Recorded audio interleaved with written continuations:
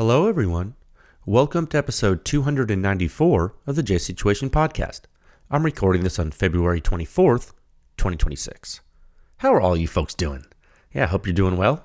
Today's episode is going to be the full discussion for the MK23 and USP45 ACP Silencer study. That's a mouthful.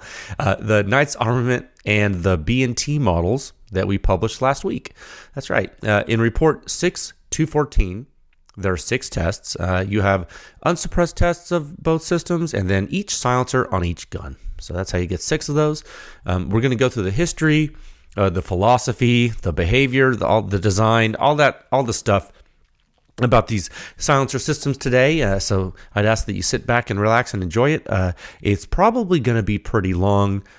So please bear with me. I have a lot to say about it. There'll be timestamps for you to skip to wherever you would like, of course, as always.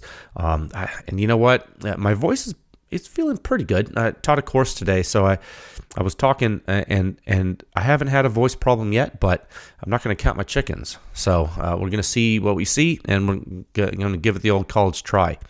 So an administrative item for you, for YouTube folks that get this podcast on YouTube. I do still think we're in YouTube jail. I don't know that the recent episodes have even been on YouTube. And when we publish this episode, it is possible the ban is finished, and maybe this will push the RSS feed to update the other last episode too. I know they've already permanently deleted episode 292. So if you missed that one, you're going to have to head to Spotify or our website. So I encourage you. There's nothing wrong with YouTube necessarily. It's just that if you're only listening on YouTube, you're for sure missing some episodes. So you might want to go to pewscience.com/podcast and pick another provider. Okay, so bear with us as Google fights our evil mission, I guess, to take over the world. Now, let's get on with the show. If you've been here before, welcome back. If you're new to the podcast, oh boy, you're in for a treat, because you're going to learn about silencers and physics. Both are very cool, and they go together like peas and carrots, or something like that, mashed potatoes or something. I'm gonna before we can go on with this, I'm going to let you know about some of the companies that make this podcast possible. They sponsor this every week and make it possible. Okay, if you want to skip this, you can just use the timestamps and go wherever you would like. Okay, this episode is brought to you by Legion Athletics. Nothing that you do in life is worth doing without consistency when you really think about it. You have to do things all the time if you want to excel at them, and Legion can help you with that. Pre-workout, post-workout, vitamins, minerals, creatine, whey protein, all the stuff you need to get strong and swole. They don't have everything you need, but they have a lot of it. LegionAthletics.com. Use the link in the show notes. Use code word PEW Science. Save 20% cash back on everything. Every time you buy, on the first order you order with a code, you'll get buy one, get one 50% off. So it's worth it, dude. Episode is also brought to you by Silencer Shop. Use their kiosk, do your fingerprints and photos electronically, cut down on errors, simplify your silencer purchasing process, money back guarantee. It's pretty good. Silencer ownership simplified. This episode is also brought to you by Top Gun Range Houston. Kyle and his crew, they're the real deal. I'm telling you what, if you're passing through Houston and you need to go check out the largest firearm rental fleet in the entire state of Texas, maybe hit their 15-lane indoor shooting range, get some training in, sit on their comfortable couches, talk shop with Kyle and his gang. And he does run a gang. He's actually a gang member. No, I'm just kidding. TopGunRange.com. Go send him memes on Instagram at Top Gun Range. Also, Capital Armory is they're in Central Texas, in Austin. They're an NFA dealer. All they do is NFA. And they're a pretty good group of folks, I think. I'm a little biased since they sponsor us. No, they are good though. No, seriously, like, we accepted sponsorship from them because we do believe in their mission, and we also believe in their expertise, which I actually think is more important. In my opinion, it's more important that you get good information than that you buy from them. And they're so cool that actually you speak with them and get good information. They might give you good information when you don't even buy from them. They're that cool because they know silencers. Like, they actually know them, which is really important. Because buying stuff from people who actually know what they're talking about is like what you should do, right? Anyway, this podcast is also brought to you by, just before I forget, Capital Armory ships them directly to your door. Super important. You can like order them on the internet, and then they're right there at your house, which is awesome when you don't have time to go to stores, which I don't. Also, this podcast is brought to you by PEW Science. Super important that you understand this. The PEW Science Laboratory sponsors this podcast every week. We continue to do this because we do believe in actual education and actual suppressed small arms education. Like we believe that you should understand what you're buying, why it performs, why the objects perform the way they do, and we want you to understand the actual systems. You can visit pewscience.com for the suppression rating, the simplest, most accurate hearing safe rating for suppressed small arms. And we've been doing this publicly since 2020, so we developed the silencer sound standard for you. There's 7 sections, the most in-depth and accurate silencer data analysis in the world. It's all available to the public 24/7 at pewscience.com. It's the best, absolutely the best. And it's all made possible because of you listening and all of the member supporters. And speaking of that, if you would like to support the podcast yourself, if you'd like to support all the testing that we do, you can join with a membership at pewscience.com. It's super cheap. It's really low cost. It's like less than a cup of coffee per month. And you get to personally fund the greatest silencer research effort in the history of mankind. And that's pretty awesome because you'll be part of history. Someone will indeed remember your name. Also, if that's too much for you and you want to just hit us up with a one-time donation, you can do that too. There's a donate button on the website and the review page and podcast page. And if that's too much for you, that's okay, man. Don't give us anything other than your time. Just let folks know that silencers and guns are awesome and tell them about PEW Science. We can help make the industry better. We can push the industry forward one test at a time. Okay? I believe it. And I believe. And today I have one topic for you, and it's going to be long. It's going to have subtopics A through H. Okay, so it's going to be awesome. It's going to be long, but we're gonna start with the intro at a time of 7 minutes and 16 seconds. So this is the so-called technical discussion for Report 6214 that we published last week. I'm calling this the Suppressed 45 ACP Historical Case Study because I do believe it's not necessarily that the case study is historical, it's that it is a historical case study and that it's a case study of historical weapon systems. Maybe I could have worded that better, but it is what it is on the website here.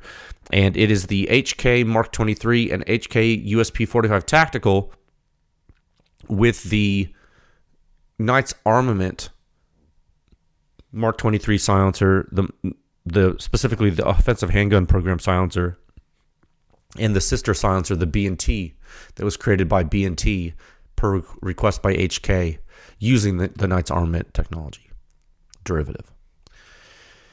Okay, so this is a long time coming, and we're going to talk about it here in this topic, and I'm going to split this into the following subtopics. We're going to talk about, I'm going to give you an intro and a recap. Which is what this is right here. I'm going to talk about the 2 silencers and their physical overview in subtopic Bravo. Then C is going to be the Knights Armament design and what they gave to B&T. I think something like that. I think I'll call it that. And then we're going to talk about pistol silencer, inertial decouplers. Then we're going to talk about hazard map brief 8.1.11. Then we're going to talk about the 2 silencers on the MK23. Then we're going to talk about the 2 silencers on the USP45 Tactical. And then I'm going to give you some overall thoughts. And if we make it through all of that, we're going to be sitting pretty. Okay, maybe I should actually mark this as the intro as another timestamp. I'll do that. So let me reset my little calibrated list here. Calibrated. I'm using a pencil and a piece of paper, dude. 9 minutes and 20 seconds. And I'll just put a little arrow. And that'll go up, and that will be good shorthand for me. So intro. So okay, if you have not listened to topic 2 of episode 293 from last week, I encourage you to do so. I don't want to repeat all of that here because I think it's going to be redundant. So instead, I think that I'm going to start from the top in a different way. Because I don't know, I don't even remember what I said last week really, or even what I said this morning. So I think maybe I'm probably going to repeat some things by happenstance, but I do want to set the tone of the discussion again before we get into the technical nitty-gritty, because I think this is a very important subject in silencer history worldwide. Even if you're not in America, I think, or if you're not American, I think this is important for you to understand. No matter where you are.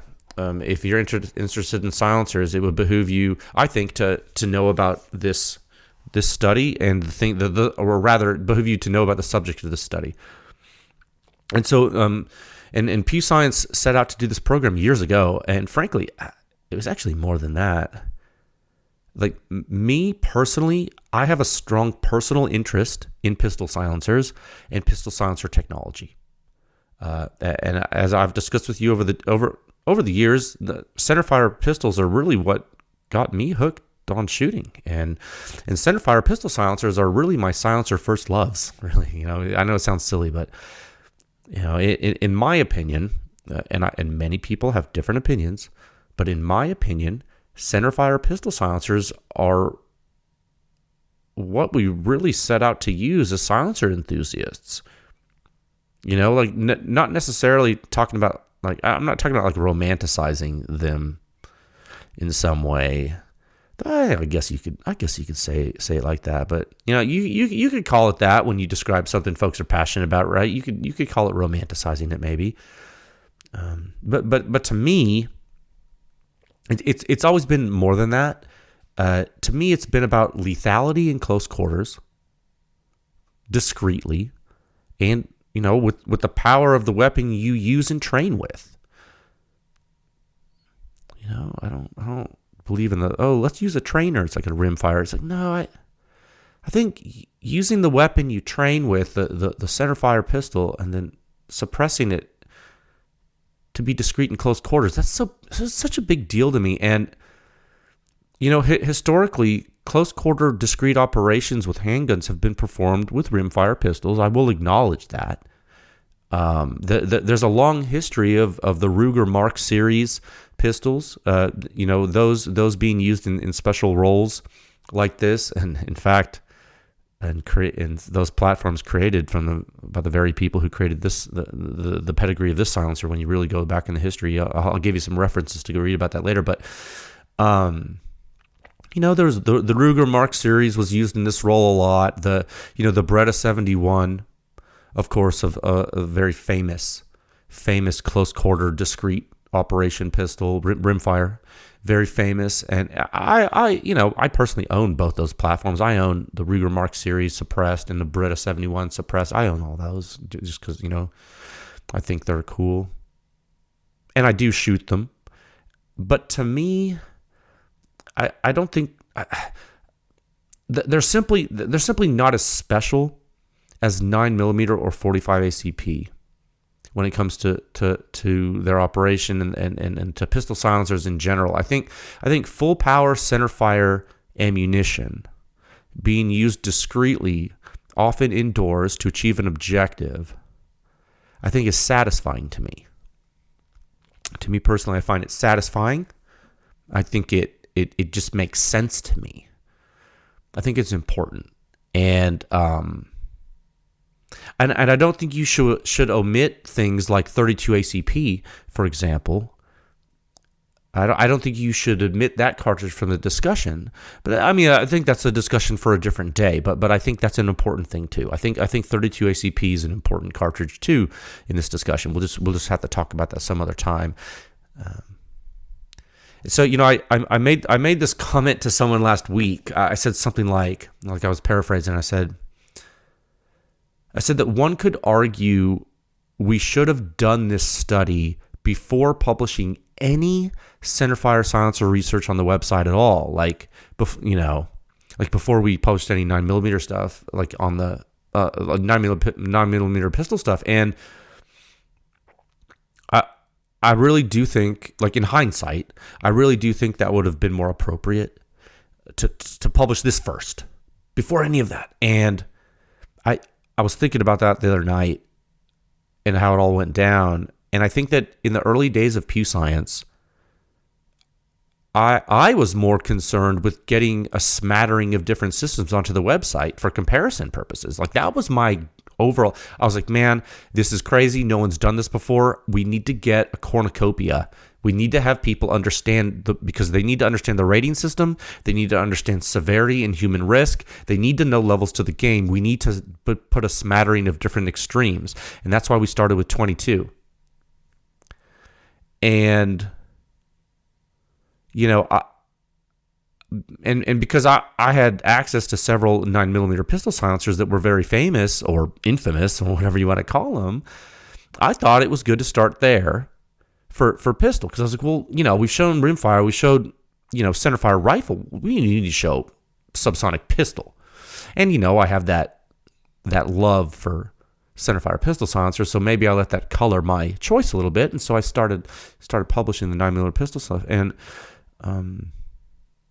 at the time, although I was fully aware of this stuff, and I had studied the Knight's Armament Mark 23 silencer like in detail, and you know, of course, the entire offensive handgun program, like, you know, that's just like if you're a pistol guy, if you're a gun guy, yeah, you're gonna know about the Mark 23 program. I mean, it's like, you know, in the 90s. I mean, you're just gonna know it. It's just something you read about and study because it's cool. So yeah, I was aware of it, but what I hadn't done yet was I didn't own a dang Knight's Armament Mark 23 silencer at the time. And I didn't really want to at the time. I didn't really want to pursue borrowing one, because I knew that if we ended up testing it, well, we were going to have to test the dang B&T version. And at the time, I was like, well, where am I going to get a B&T version of this thing? And then I was thinking, well, gosh, okay. Then if we go that far and we end up getting both silencers, well, then if we do it on the Mark 23, we're going to have to do it on the USP45 Tactical. It's like, okay, so this is getting big in a hurry. In my brain, it was getting big in a hurry. I was like, we can't just do... Like, it's like when I think about my MP5 SD program I want to do. It's like, well, we can't do the MP5 SD unless we do the Knights and the B&T with the HK one. And so you know, so I don't want to do anything halfway. So I'm like, ugh. So think of all the things. And so I saw these 4 tests as mandatory. You know, the Knights and the B&T on the Mark 23 and USP. I saw those as mandatory. So didn't have access to the silencers, didn't have access to the B&T. Super hard to find the Knights. And then there was further complexity. It's like, well, how the heck are we going to get all the different pistons for each gun and silencer? It was too large an undertaking for me to focus on first, just starting a small business. And it was just getting the legs, you know, just getting our legs under us here. So I put it on the back burner. I mean, that's why it didn't happen yet. So what, you didn't think... Dude, I could have led with this instead of 22, but had a mission that was bigger than this. PEW Science is bigger than the Knights can, right? Just because this is a huge, important study doesn't mean our overall goal wasn't going to be pursued. So, you know, and so that's, you know, people ask, like, well, you know, PEW Science is, they're just doing this now because it's like, you don't know anything about what you're saying. Okay, so I'm telling you, you know, I wish I could have done this earlier, just didn't have time and didn't have the resources. Okay, so as PEW Science grew, you know, more people started to get to know us and know who we are, you know, started to get leads. And the Knights silencer we tested for this program is my own personal silencer I bought for the lab because a podcast listener reached out and told us that a guy was selling it at his gun store. I wouldn't even have been able to buy this silencer without PEW Science and what we've done for you guys, because people reached out knowing that I love the damn thing, and someone helped us out and showed us where to buy it. I owe that to all you guys, you know, and girls. And then, you know, the USP45 Tactical piston that we bought for the silencer, bought at retail, I think that piston cost $800. And you can buy them right now for like $700-800, like brand new. But that's how much they cost, the piston. Not the silencer, the piston for the silencer. Yeah. All slowly, bit by bit, we built this brick by brick, dude. And then the B&T silencer, how we get that? Well, PEW Science member loaned it to us. It's his own personal silencer, and he loaned the USP piston for the B&T too. He loaned it. He sent both pistons with the silencer to us. We've had it for months, almost a year probably. We've had that silencer for him, this guy. And it took us a long time to get to it. So this. I'm just telling you, this is how these things happen. It's a long people that they can you test A, B, and C? It's like, well, get in line. Okay, so that's the history of how this came about for us. And then, as I spoke about, I think I spoke about this last time with you. The history written we put in the report is public record. Excuse me, it's public record. The historical stuff we put in there. And you're going to notice when you read the report that what you read in there, it's going to differ from some accounts of the events as described elsewhere in the silencer world. You're going to notice that the stuff that I wrote down and put on the internet is different than what some other people have written down and put on the internet. Okay, that you're going to see in some interviews and some other publications. And all I can say about that is that I am not sure of the reason why people are saying different things, other than I have to assume it's pride, because I can assure you what I wrote down is correct.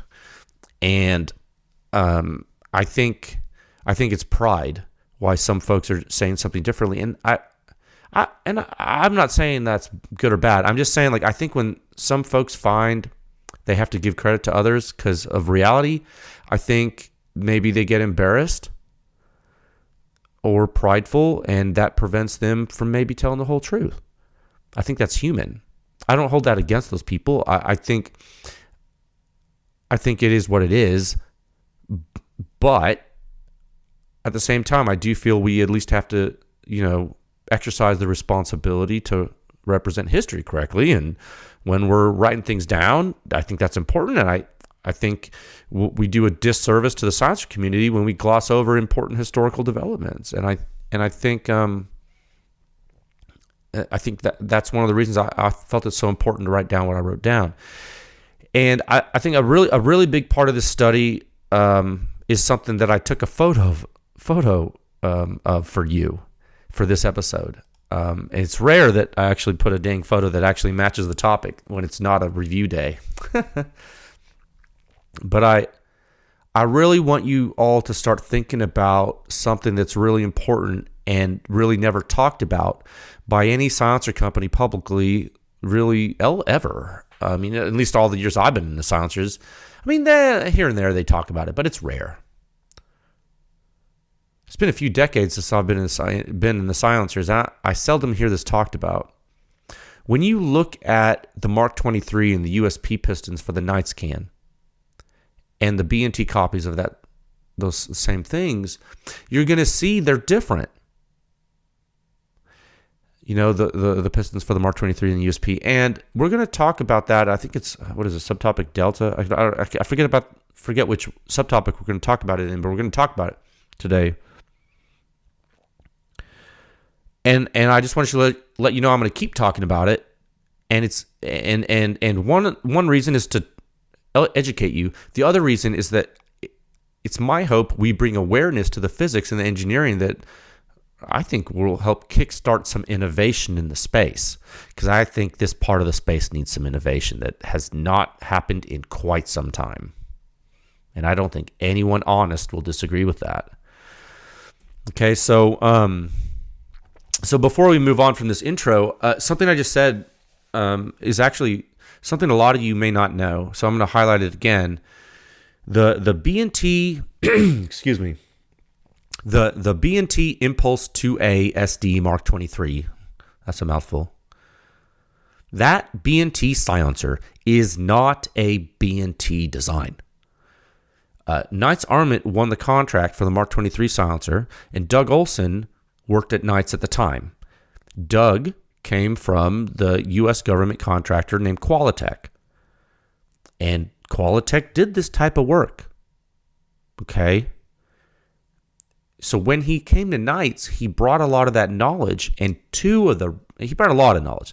But two of the big pieces of knowledge that came with him were the crimped cone baffle geometry and the early knowledge of inertial decoupling devices for pistol silencers. Specifically, decoupling the inertia using muzzle blast recoil boosting. Okay? Now, when HK worked directly with Knights to develop the offensive handgun system that you now know as the Mark-23, and they finally got that working all whiz-bang perfect, up to everyone's standards, and everyone was happy, like in durability and sound and precision on target, all that good stuff. When that finally happened, that was it. It was done. And, like any big program, there's things that folks wish could happen but didn't happen. And, whenever you take on a large project, there's, I wish we could have done this. I wish we could have done one more thing. I wish we could have, but everyone has those after action Monday morning quarterbacking talks and over beers at the bar. I get it, dude. Like that's life. That's just your job when you're doing your job. When it came time for HK to help folks field the weapon system in Europe, I mean, dude, how are you going to export a Knights can? I know folks are using Knights cans overseas, but not in this way. Like what, you're going to distribute a lot of them all of a sudden to everyone in Europe, and they're going to be using all these, there's ITAR, there's one thing, and then so there are silencer companies that exist in the United States that do things overseas and vice versa. And so the way this was handled back then, and I don't know all the details because I wasn't there, but the public information that I could gather for this is the way it happened back then was Knights worked with HK to give the designs to B&T so that B&T could then reverse engineer it for the European market. And it's not bad. This isn't a bad thing. It's not like taking something away from B&T or anything. No. It's not, and it's not a knock on B&T at all.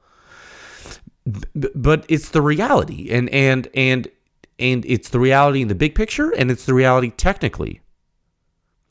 And the reality on the ground is not only is the B&T silencer a Knights copy at the core, but the baffle design in the silencer came from Knights.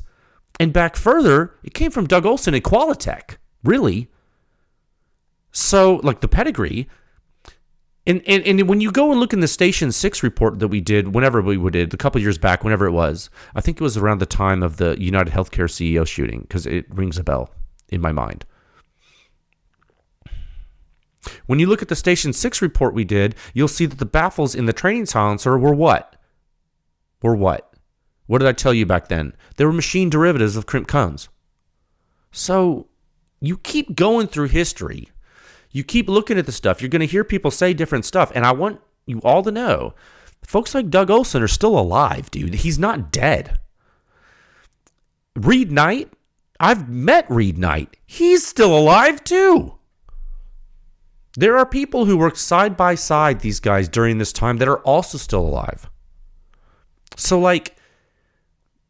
decoupling inertia of a silencer from a pistol to make it function correctly was, by historical record, advanced by the Mark-23 program. And this was the program that did it. Okay? This was the one, the Mark-23, SOCOM Mark-23 Offensive Handgun Program. Give an operator a handgun and silencer that they can use covertly with low signature, higher lethality than 9mm and 22, in a more compact package than a rifle.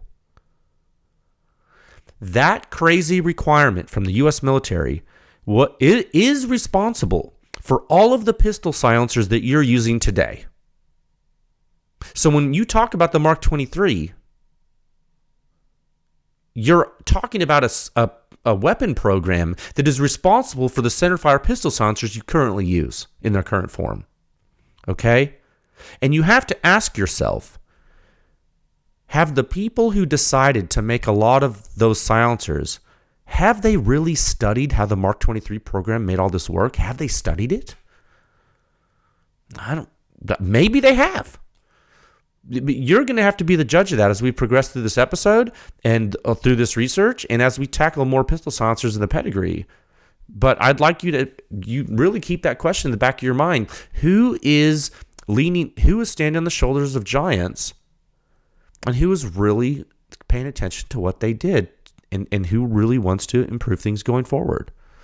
Because that's why we're here at PEW Science. We're pushing the industry forward one test at a time. Remember I say that? Sometimes some people think it's marketing. It's like, okay, well, or we mean it. All right, let's move into subtopic Bravo at a time of 30 minutes and 36 seconds. I got to calm down because if I'm aggressive that whole time, we're going to be here for a long night. One moment. We got to pick this up. We got a lot of things to talk about. All right, not dilly-dally, but it was important to tell you all that. It's important, okay? So, Bravo, we're going to talk about the physical overview of the two silencers. Well, at least of the, we're talking about the Knights can first, and the B&T will follow just by inspection. So, the photograph that I posted today with this episode, or today, well, it'll be today for you, tomorrow for me. It's of the parts disassembled. So you can look at the photo and you can see what I'm going to be speaking about. I didn't post photos of the internals of the silencers, but you can Google that and I'll describe them. But you can like Google x-rays and stuff and cutaways if you can. Cutaways are rare, but because they're so expensive. But x-rays and bare baffles you'll be able to see. The Knights can was originally only offered for the Mark 23, and when the USP45 model was developed, they made the piston thread the opposite direction to avoid using the incorrect piston on each weapon. So on the Knights can, a Mark 23 barrel is right-hand threaded. It's 16 by 1 millimeter right hand. A USP45 Tactical barrel thread is 16 by 1 millimeter left hand. The reason that is like that is so that you can't put a Mark 23 Knights piston on a USP. That is why the thread direction is different on an HK gun, and why other people started using that. I'm telling you, that's the reason. And we're going to talk about that in a little while. But here's what you don't want to do, guys. You don't want to try to use the different pistons on the incorrect guns a guy that I bought. So I bought that Mark 23 case, the camo one. It was like made in the USA. I'm pretty sure it was made by Eagle Industries. Shout out. They are a great company. They make great stuff. Anyway, it's discontinued, but I bought that thing from a guy. He sent me I'm pretty sure he sent me a barrel for the Mark 23. Wait. I feel like he sent me a barrel for a USP or a Mark 23 that allowed the use of the incorrect piston on the gun.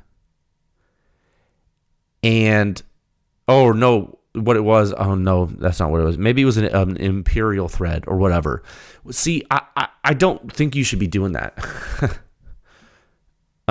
with some of these guns, because the thread direction on the pistons that go with the Knights silencer are for your gun's safety. It's for the safety of your gun, not for the safety of you necessarily. It's for the safety of your gun, because you can and will break your guns. All right. Now, the Knights can is stainless steel. Everything is in it. The outer tube, the baffles welded to the inside of the tube, everything. That there were stringent requirements for the offensive handgun program, and one of them was shooting really hot ammo, and a lot of it. And there were also anti-corrosion requirements and things like that. And the Knights silencer is built like I don't want to use a bad word. This is a family show, but it's built like a brick son of a gun, man. It is built strong, and that's, I think with the piston installed, it's a little less than a pound. It's like 14.7 ounces on my scale. Now, is that light? No, dude. Is the Mark 23 light? No. The Mark 23 is lighter than I think some other competing pistols that have similar sight radii. Like if you have a similar sight radius to a Mark 23, chances are your pistol's heavier than a Mark 23. I'll tell you that. So it's not light, but it's all relative, right? Now, is all this a problem for you? Well, go lift weights, bro. Okay? The Knight's silencer is 7.6 inches long from the base of the piston to the silencer end. Not that long, really. And actually, I'm telling you this for the record, and as foreshadowing, as we proceed with our big picture 45 ACP pistol silencer research, you will quickly learn that 45 ACP silencer length is a tricky animal, and only a select few folks have excelled in minimizing length of silencer and keeping performance. And it is extremely difficult to get a short 45 ACP pistol silencer to achieve high suppression performance. And if you think it's easy, well, Exhibit A, this study, Exhibit B, you'll see from us. But remember, when I was talking about like pushing the industry forward, if you think pistol silencer tech is lacking, just wait till you see 45 pistol silencer performance. This is where it all started for pistols, and we're still decades behind, guys. So I don't want to disappoint you, but it is time to pay the piper, and it's time to advance, and we're going to do that. Sorry, I'm getting off track. I'm getting all hot and bothered. The tube of the Knight's can consists of two main parts. You have the proximal tube, where it's the piston system housing. And then the forward section of that tube, it's TIG welded onto the rear, and the baffles are plug welded inside that forward tube. It's crazy, dude. It's cool. And so it's interesting. And when you think about the method of weldment, if you're a welder or if you're a designer or an engineer, keep in mind, this is a pistol silencer, and so full circumferential welding of the baffles into the tube was not needed here. There's some reasons for that physically, and it is actually quite an important note in silencer history. As you know, later when high pressure and high temperature requirements were dictated in the arms races that ensued. Or were ensuing, you know, you really had to step up the weld strength and the connection and material strengths in general, like in rifle silencers. I will, if you want to learn about some history there, I will refer you to the great Surefire versus AAC spot weld versus circumferential baffle weld wars. They are fully documented on the internet in silencer pop culture. They're even documented in magazine ads, which were very inflammatory and infamous. And so that's old drama, and the silencer industry has no shortage of that. So I encourage you to go read up on that if you would like to know. And if you have questions about how it all went down, I can give you a firsthand account because I was definitely around watching it all. Other than the classic Knight's dimples that were, you know, as a consequence of the plug welds there, and the Knight's logo engraving of the shield logo, I think the entire silencer, the entire Knight's can is really nondescript on the outside. It's black, it's smooth, it's classy. It's exactly what I think, like in my opinion, it's exactly what you want a pistol silencer to be, I think. And I'm a pistol silencer person. I'm really into them. And you know, we'll get to the B&T too, but you know, the B&T, when you look at the B&T, it has that modern classic look that I really like. It has that soft anodizing I'm a fan of, and you know, it's not flashy. I'm really of the opinion personally that all silencers should look like the B&T can. I know the Knight's can and the B&T can look different, but what they have in common is classic simplicity. They're not flashy. I guess I'm old, but I think all the silencers should look like this. I don't like the flashy, weird designs with the sharp geometries. I like the classy ones. Anyway, the rear of the Knight's can has a threaded cap, and when you remove it, the piston assembly is exposed, and we're going to talk about that next, but the outside of the cap has a fine knurling, really classy, a fine knurling, and it's meant to be removed and installed by hand.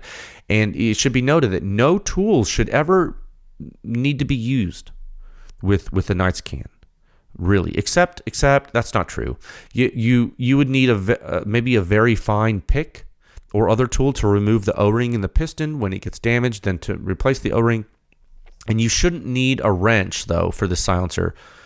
Maybe a cleaning brush to scrub out, because you need to keep the blast chamber clean. The blast chamber walls clean with a soft bristle brush and cleaner. You don't want to use anything abrasive because the tolerances are very, very fine and tight. But you shouldn't need a wrench for anything. And for the love of all that is holy, please don't use a wrench on this silencer. Oh, my God.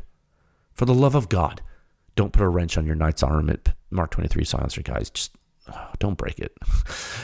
When you hold it in your hand, it just feels right. I'm telling you, it feels like it's the right diameter, the right length, the right weight. I just think it's solid. If you ever have a chance, even if you don't own one, and chances are you don't own one because they're rare, but if you have a chance to hold one, hold it. And you're going to see, as soon as you pick it up, you're like, huh, how about that? I'm like, I know. It just feels right. It just, the texture, the weight, it's hard to not appreciate it. It's a piece of history, and it's just, everything about it's just pretty cool. Okay, now let's talk more technically about that. Subtopic Charlie, 41 minutes. And 34 seconds, one moment. Because now we're going to talk a little more technically about it. Here, so when the real magic here of this Knights can, to me, it begins when you remove the rear retaining nut, is one word for it. So, and again, refer to the episode, the photo that we're publishing with this episode. the rear of the tube, when you remove this thing, you're going to see the rear of the tube has castle teeth. I'm calling them castle teeth. And the rear cap spring has matching teeth. It's a weird assembly. The piston, instead of being fully round, has a flat machine. It has a machine flat on one of the sides, and the rear cap spring, and it's not a coil spring. It's actually a compressed spring. It's like there's a name for those type of springs. It is, and I forget. It starts with a B. It doesn't matter. The rear cap spring, which is the little tooth thing, is matched to the flat. Okay, stick with me. So the piston can't rotate in the cap spring, and the cap spring's anchored to the tube with the castle teeth. And it's all in the picture. Okay, it's all in the picture. So the piston cannot move, the piston cannot rotate relative to the tube when everything's installed. So what you have to do, you have to remove the rear retaining nut. Then you back off. You don't have to remove it. You can actually unscrew it, and then you can pull the silencer away a little bit from the piston, and when that piston assembly sits out and the castle teeth become disengaged, now you can clock it differently. Then you put it all back snug, then you tighten that rear nut again, and now you're clocked differently to be able to adjust your point of impact shift. And the reason why that's how we adjust point of impact shift with pistol silencers is because although, I mean, the Mark 23 is actually machined, like everything's like it's HK machining and it's Knights machine. It's very exacting, but the baffles are asymmetric. You have mass on the end of the gun. There's all kinds of little things that can make the point of impact shift change, or the point of impact shift, the point of impact change a little bit when you install a silencer. And so to find what best aligns with your unsuppressed point of impact, you have 10 choices with the Knights can of rotation. And every time you rotate it axially, along along the barrel axis. When you're rotating the silencer, what you're doing is you are clocking the turbulence generating features of the silencer differently relative to the bore. And so if there's some gas jetting that's or inertial components that are pushing the bullet just a little bit, you can clock it and then maybe push it back the other way a little bit to get it on target. And so that's what we actually do. And then this method of indexing a pistol silencer on a handgun, on a centerfire handgun, was developed by Knight's Armament. This is their design. And all pistol silencers nowadays have adopted that method. Now, it's not as refined as the Knights, and you'll see why. Well, I've already just explained it to you. They use it differently, but they rotate it like the Knights. It's what Knights invented. Now, when you look at the photograph of posted and you see the little silver sleeve looking thing that sits around the piston, and it sits around the inner coil spring that's on the piston that you're used to seeing on pistons, that's inner coil spring, that silver sleeve that's sitting around that is part of the tooth. It's connected to the tooth ring you see in the photo. That entire assembly, that silver sleeve and toothed ring, that whole thing is called the cap spring. And the reason I'm calling it the cap spring, which is a really weird thing, it is a spring when you look closely, the way it compresses. I'm using that exact terminology because that's how it's listed in the Knight's operator manual in the parts listing for the silencer. And you will not find that manual on the internet because it's ITAR controlled. And so if you own a Knight's silencer and didn't get a manual, the way you obtain it is that you contact Knight's, and Knight's will send you a PDF of the most recent version. And to my knowledge, the most recent version of that technical manual is August of 2007 is the most recent version. Okay, so there are 10 index notches and thus 10 points of impact adjustment settings for the Knight's can. Some trivia for you. And you know, actually, I was looking through this the other night. Something I found interesting in the operator and maintenance manual. The rear cap spring is also referred to as an indexing cap, and that, like, you know, it's that bushing I call it a bushing sometimes. I think maybe I said that in the report. It's a spring. It's a silver sleeve. That, besides indexing, it also provides a bearing surface for the piston assembly at the rear of the silencer body, and I really like that. More stability and something and alignment and something the manual, the operator manual actually also says is that it does act as they use the words buffering spring during final recoil of the silencer, and that is probably one of the reasons why the signature from the Knight's silencer has less resonance when you shoot it on the Mark 23 with, than the B&T. And there's also the fact that the silencer is heavier than the B&T silencer, but there might be some more inherent damping here too. And when you think about the damping and you think about the natural frequency and you think about resonance, when you mathematically, when you look at natural frequency, the actual term, it is the square root of stiffness over mass in a system. If you look at a system in simple terms, so it's a square root of K over M.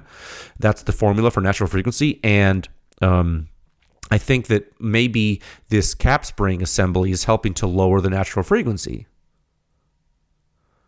So, because what is it doing? Well, it's definitely lowering stiffness, and your mass is higher, and mass is in the denominator, and stiffness is in the numerator. So, put all that together, what do you get? You get a smaller omega, square root of K over M. The lowercase omega it would be the natural frequency.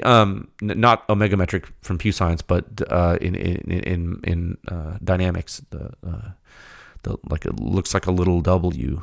The lowercase omega would be the natural frequency. Anyway, so you lower that term, you get you might lower, because if you lower the natural frequency, maybe you're getting it out of the resonance range, and so it's not being exercised during the recoil cycle as much, so you get less ringing.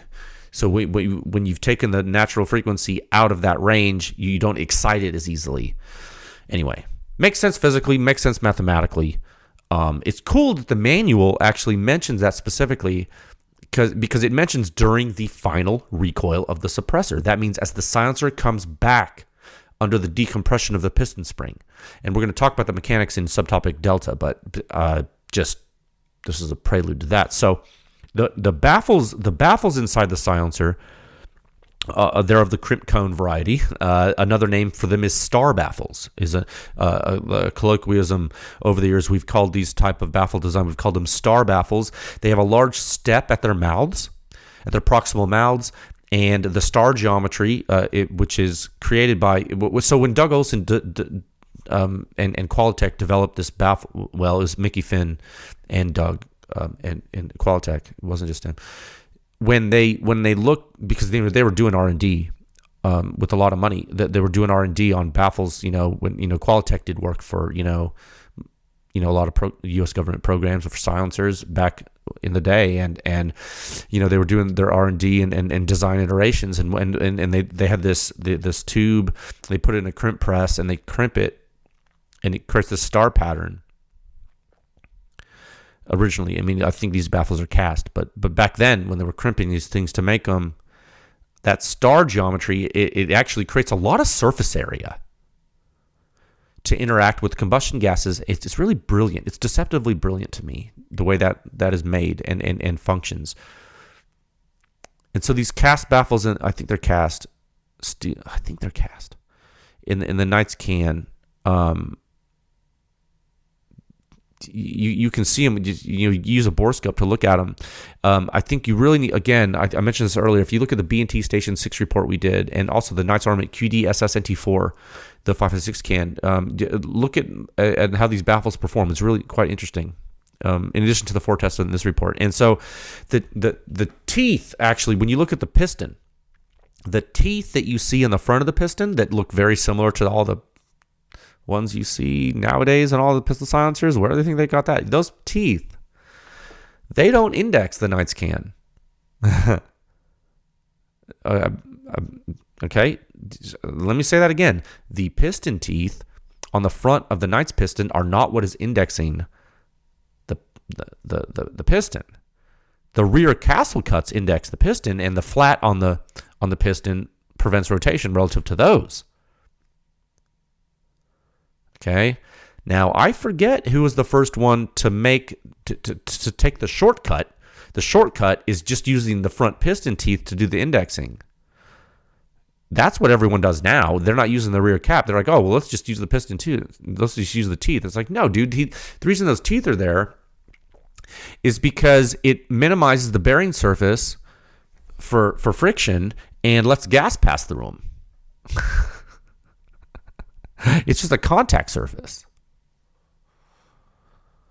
You can look in the can and look at that. I think I think indexing it with the rear castle cuts and the flat on the piston is probably superior. And I think the rear cap spring and the indexing cap, whatever you want to call that, I think that fitting to the inner diameter of the tube to provide it provides damping and it provides alignment like a bushing through the stroke. I think that's superior. When I just look at it mechanically, that makes me more comfortable from an engineering standpoint. I think I haven't seen another centerfire pistol silencer that does it like this. I think this is a really good way to do it, and I think the damping is really exceptional for the signature. You can hear it. I think at these levels of suppression, I think action noise matters, and I think when you fire the silencer wet, I think if you want to be as quiet as possible, which is what wet use is for with this system, I think you want to also control mechanical resonance. I think that's smart. And I'm telling you, if I put a small water bottle cap full of water in this silencer, I'm going to be, with a Mark 23 or whatever, I'm going to be so quiet. You are not going to know what hits you if I'm in your house. And that's a 230 grain projectile, dude. And it's so quiet with water. That is wild. That is lethal and wild. How spooky quiet it is with water in it. And those of you who shot it, you know what I'm saying. And so there's one more piece of technology that's really awesome here, and it's the inner piston O-ring for both the Mark 23 and the USP pistons. And there's a blue O-ring that sits in a groove inside the piston, forward of the threads. Okay, forward of the threads. Now this O-ring, it uses friction around the end of the barrel to prevent the silencer from loosening as you shoot it. I know all you pistol silencer enthusiasts are used to fighting a silencer loosening on you. Now, you need to be careful what you read on the internet about this. There are people who will tell you to lube the O-ring. They will literally tell you, well, I just put some lube on it, and I think it's... Whoa. Don't lube the O-ring. That's not what this O-ring is for. You need the O-ring to be dry. You need the end of the barrel to be dry. Why? Because you need the friction. It's the whole point of the damn O-ring. What does lubrication do? It reduces friction. It's like the purpose of lube. Okay? So don't do that. And guess what? You don't even have to take my word for it. If you read the operation and maintenance manual for the silencer, it will specifically tell you not to lube it. Because why? I just told you. Because you need the friction. And to go a step further, the maintenance manual tells you, as one of their troubleshooting steps in the troubleshooting chart, if you find the silencer is loosening as you shoot it, it says maybe you accidentally lubed the O-ring. So then there's people online that have the audacity. So maybe they didn't mean to, but they're like, I just lubed the O-ring. It's like, why? You need the friction. Okay. So anyway, so use the O-ring. If you get lube on it, clean it. Now, more about the O-rings. This is important. The O-rings can be purchased from Knights. It's a standard. It's part number 23015, 23015, in packs of whatever. They're not super expensive, but they're not cheap at all. What I did, I went on Amazon several years ago, and there's a vendor called Mr. O-Ring. Pick your poison, dude. You can go to McMaster if you want. I looked at the O-ring sizes, and I could not, for the life of me, find the exact O-ring size that Knight sells. And how do I know the exact O-ring size that Knight sells? On the package, it lists the exact size. It's interesting. The closest I could find from a standard size that's not custom is the size 015. So I bought two types of those standard sizes. I bought some Vuitton brown O-rings. They're 75 durometer. And then I bought some fluorosilicone blue ones that are 70 durometer.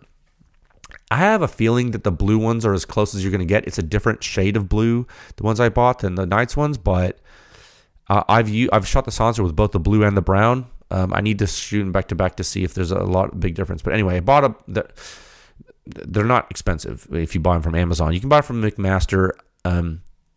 I have provided the dimensions for you on the image I'm posting with the podcast. For your reference, hopefully that image will be on the internet forever, and everyone will see it.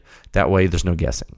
Okay, I hope it helps people. That's why I took the picture, and that's why I put the annotations on the picture. So buy them and stock up. I am a huge fan of O-rings for pistol silencer retention. And I've said this before, that is one of the reasons why I love the Knights design. And that's one of the reasons why when I suppress 9mm pistols, I prefer the 13.5 by 1mm left-hand threading, because it has a provision for an O-ring forward of the threads if the silencer manufacturer has chosen to be smart and do that properly and supply you with an O-ring. And also, if they're really smart, they'd make a taper for that, because there's also a taper on that thread pitch. But I digress. That's a different subject for a different day. So O-rings, I think they're smart. If they can be used, if you try to use it and on a piston system that doesn't use an O-ring, you're gonna have a bad time and you might be misalignment. Don't put an O-ring between the shoulder of your barrel and a piston. Don't do that. You need to realize that the Knights silencer on the Mark 23 and the USP indexes on the muzzle. And you need to realize for 9mm, 13.5 by 1 left hand, indexes on the muzzle. Okay. Those can accept O-rings if properly designed. They do not index on the shoulder of the barrels. Let's see. Oh, also what's really interesting, I forgot to say this. You will find when you shoot a Mark 23 with a Knights can, another thing that's really cool about the barrel interface is that there's if you do, for whatever reason, if it does come loose when you're shooting, it is actually more forgiving than some other silencers because the amount of barrel interfacing with the piston, there's way more length interfacing, touching. It's better for alignment. I've experienced that when I accidentally got grease or oil on the O-ring. So it's not that it loosened a lot, but I found that when I finished shooting and checked the silencer, it was able to be undone with not a lot of force. And I was like, oh, it must have got a little loose. This is why it happened. But it didn't have any wobble at all because of the way they have all the bearing surfaces on the barrel of the guns. It's just really smart. It's so cool when things are developed as whole systems. Anyway, so you look at all this and you think all this stuff that I just told you, and you're like, well, what about the B&T silencer? The one I can buy? Like, yeah, good question. So the B&T unit, it didn't have the US technology all the way. And because B&T didn't have any of that, right? But they had permission to do like a Knights Armament Light, like a KAC at home, as the kids would say nowadays in the memes. You know, that's pretty much what they did. I mean, the baffles, they machined them. They try to make them look kind of like the Knights baffles. They don't have all the geometry though, and you can look at that in the silencer. Use a borescope. You'll see what I mean. In the B&T, there's a lot of sharp edges. There's a lot. It almost looks like they just machined out the stars from the front. And that is not the same geometry as you will see the surface area is just not the same. The turbulence generating features are just not the same. And the pistons are similar, but they're not the same. They don't have a cap spring in them, like the indexing cap. It doesn't have the same type of extra spring from the Mark 23. And I think that's one of the reasons why you have more severe resonance with the B&T can. And that's one of the other reasons, because the mass is so much light. It's so much lighter than the Knights can. That's another reason, because the natural frequency, remember, depends on stiffness and mass. Anyway, also the pistons, both the Mark 23 and the USP pistons for the B&T silencer, I don't think have a provision for an O-ring. There is a gap where I think an O-ring could go, but I've been reading about that and I don't think the O-ring fits there right. And I don't think folks have been successful using them. And so I would ask that if you are an owner of the B&T can, and I'll try a little bit later, I haven't tried lately, but if you're an owner of the B&T silencer and you have used an O-ring successfully with the Mark 23 or USP45 Tactical, I will ask that you email us details at tech@pewscience.com with your experience about that. I would love to be able to give a positive outcome to owners of that silencer, but to this day, I'm not sure. I haven't spent the time to really try, okay? Because this is not my silencer, but I can tinker with it if I have time, which I don't right now.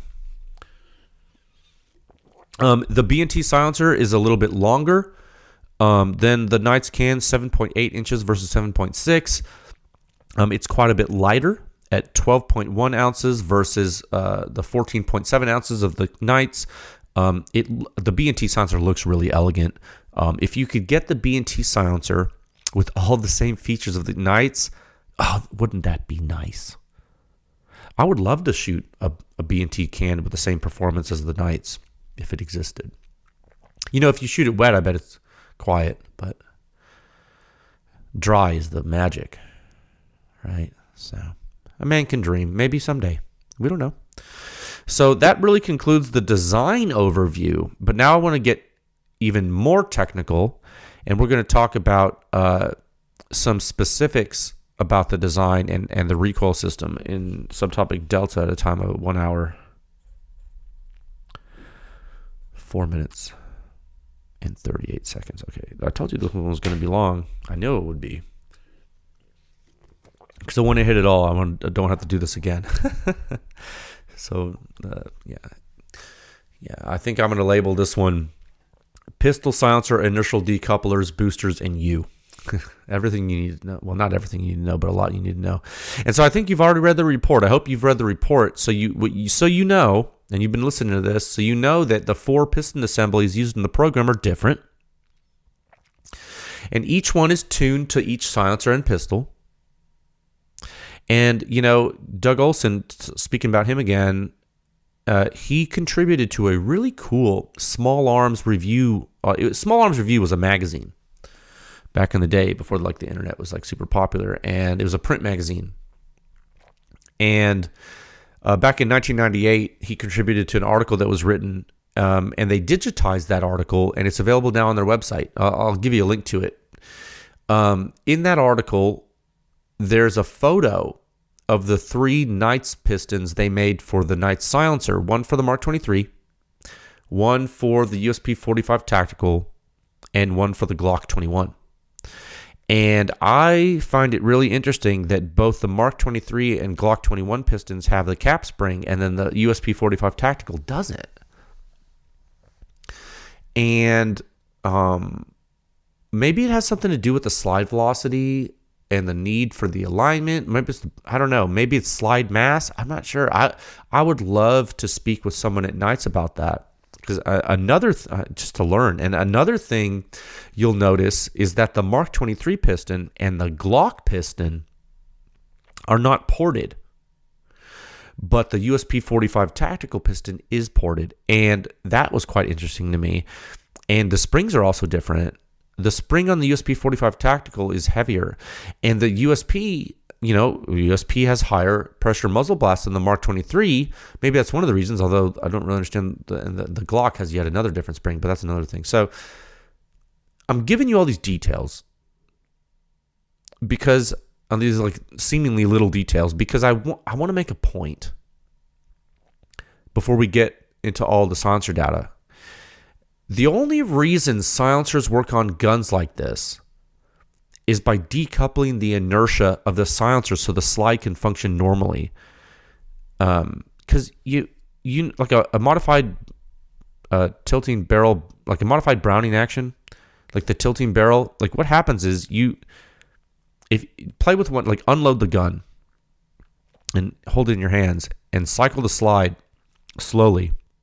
When you move the slide back, the barrel's moving with the slide first. They're locked together, and you have a delayed unlock where they're moving together to the rear as the muzzle blast blows down out of the muzzle, and it's moving together. And then they move together enough where you start to hit the locking block with the barrel lug, and the barrel drops, and it starts to unlock away from the slide. But in that moment, in that time when it's moving together, you're moving everything back. When you're moving something back, you're using force to do that, and everything, all the mass together, the barrel mass is moving with the slide mass, and guess what you just did? You put a silencer on the gun. You have to move the entire silencer mass too. So if you can't move everything back in early time by overcoming inertial resistance, you're going to have a problem. So to get around this problem, you can make the silencer really light. And you can try to avoid having to decouple the inertia. But good luck to getting the silencer to be a really high performer at a mass that low, because good luck to getting it to have really high suppression performance and high durability and be super light. Good luck. It's probably not going to happen. And so decoupling the inertia is really the name of the game. And you do that with a piston system, thanks to Knights Armament and the Mark 23 program. Okay? When you fire the weapon, that muzzle blast it's going to impinge upon the blast baffle of the silencer and the other baffles. And what it's going to do is it's going to push the silencer forward. It's going to push against the silencer, which is going to make it move forward relative to the piston. It's going to compress that spring. Now, and it's all relative. So at this point, the system's going to start to, The barrel is moving backward relative to the silencer by force with the slide, and then it's gonna hit that locking lug, and it's gonna start to unlock, and then the slide is gonna start to move to the rear independently, right? Okay, you with me? Now, what do you want to happen? You want the silencer is still moving forward from that muzzle blast, compressing that spring. Now what you want is that silencer to start coming back, right?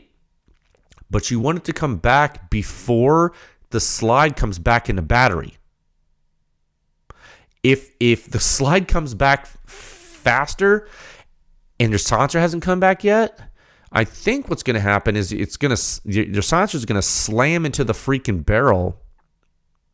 It's going to slam into the piston, which is connected to the barrel, and if the barrel's locked up, I think what's going to happen is that it's going to hammer the barrel hood into the slide, and then I think it's going to peen that, and it's going to and then it's going to be a problem. And then, but if it comes back too hard in the wrong time and you're connected to the locking block at a certain angle, it might break your locking block too. Or what if it hits your guide rod? There's a lot of things that can happen in the different impacts of the recoil cycle, so it has to be timed just right. So you can imagine the speed of the slide matters, and the speed of the silencer and the piston matters. Both of them have to work in perfect harmony. So the net influence of the system is reduced to not zero, but it reduced enough for it to function right, and it has to function for thousands and thousands of rounds. Do you actually want reliability, or do you want to make believe you have reliability because you shot a mag through it? Like, relax, right?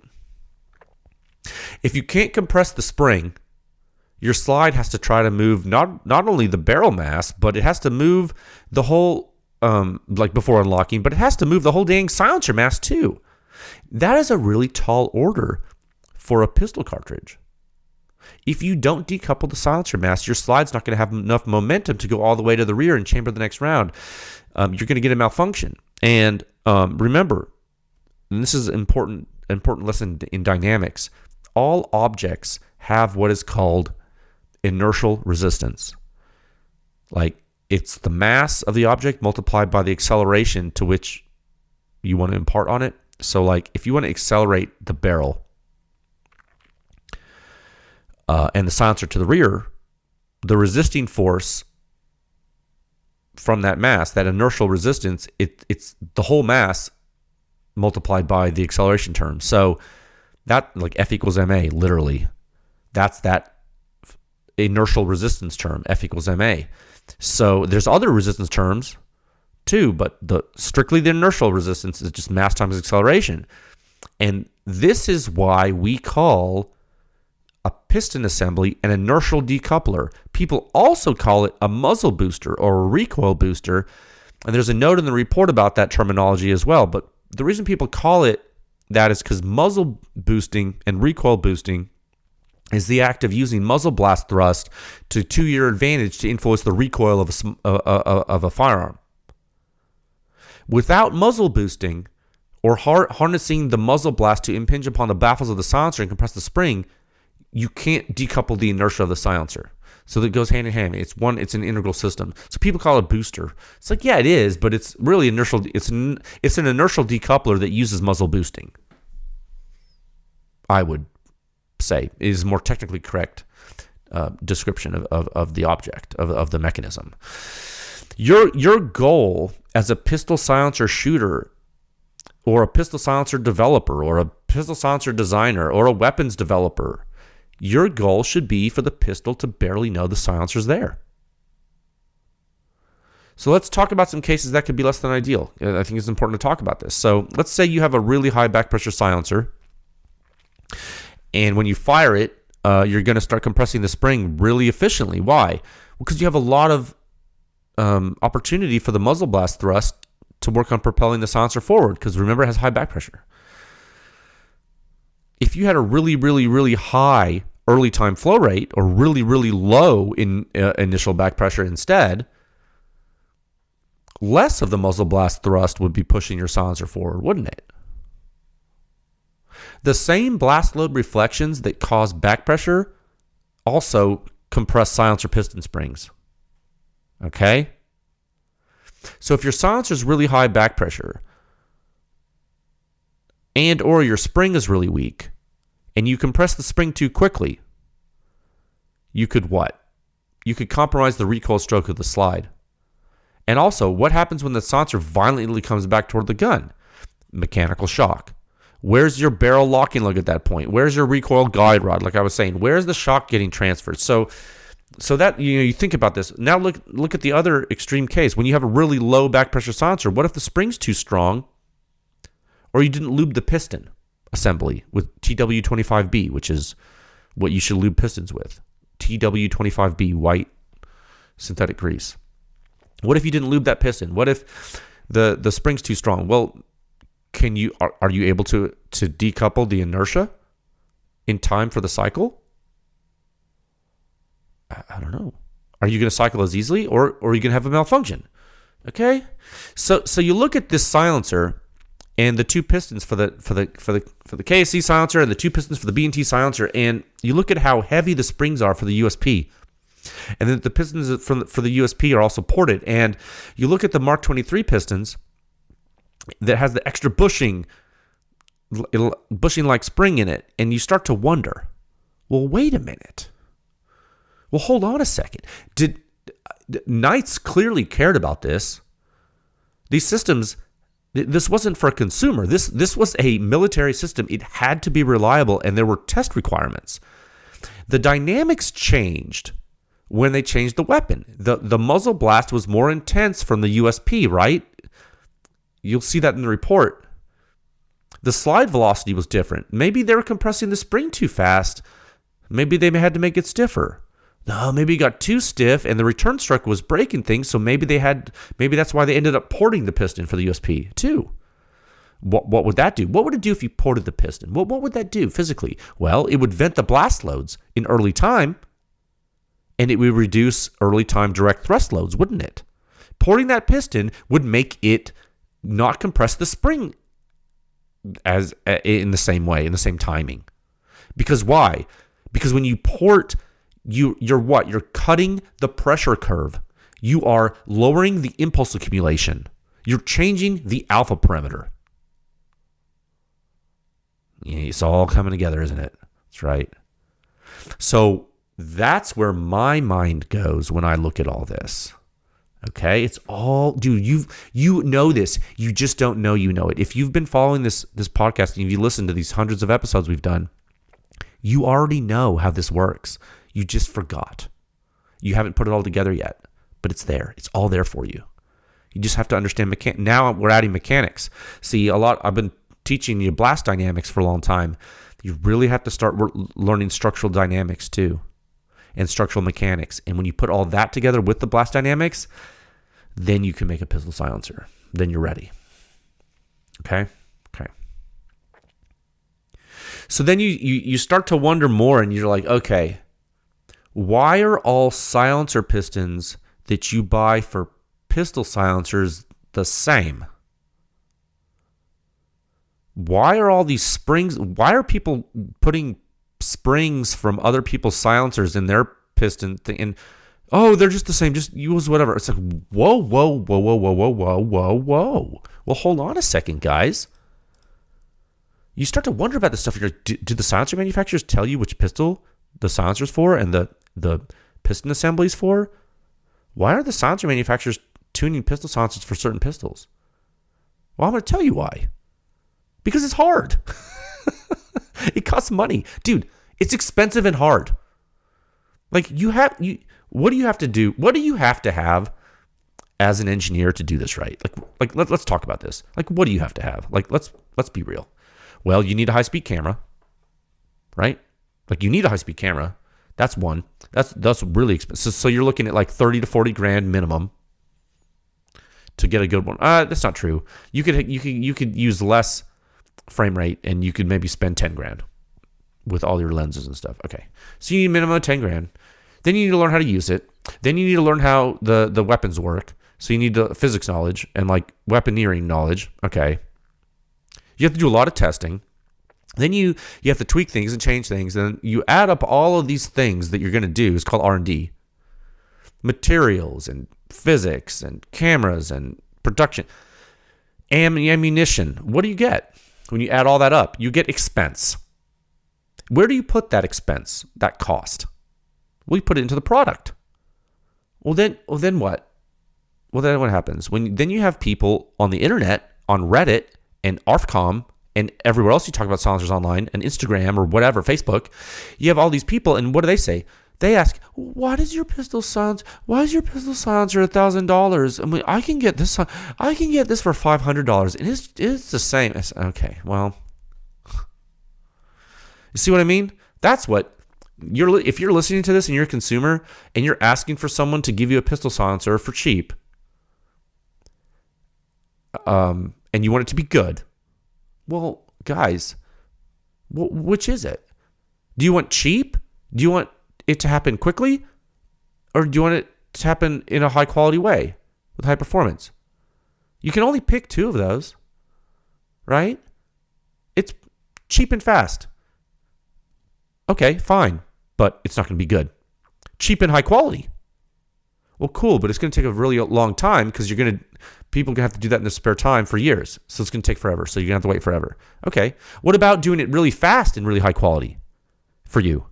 Oh, well, that's going to be very expensive. Like I said, pick two. Cost, speed, and quality. Pick two. You can't have all three. It doesn't work. That's like a rule of like how the world works. Pick two.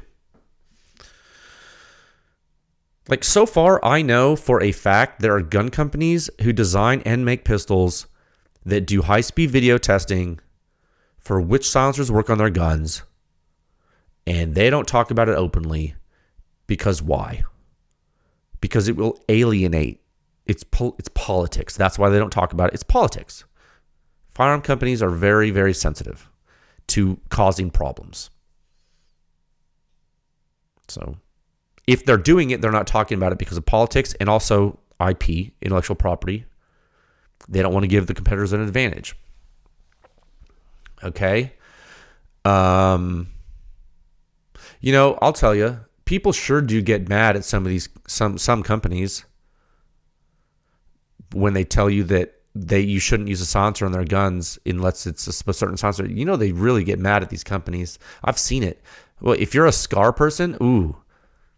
Look how people talk bad about FN because of the SCAR for years. They said not to put a silencer on it, and they would say, "Oh, that's messed up. The stupid." Okay, why? You're mad at FN? Why? Why? Because they're honest with you. You're mad at FN because they're honest with you. Really? That's why? I don't think you should be mad at companies like FN because they're honest. What are you mad about? You're mad at HK too? Why? Because they're telling you can't use silencers other than the Knights and the B&T? Well, you're not mad at them? Why? They're being honest too. Why aren't you mad at HK? Okay, why? Why? Because they're honest? What about the silencer companies? Are they telling you that you can use pistol silencers on anything with a threaded barrel? I mean, their websites sure do indicate that, don't they?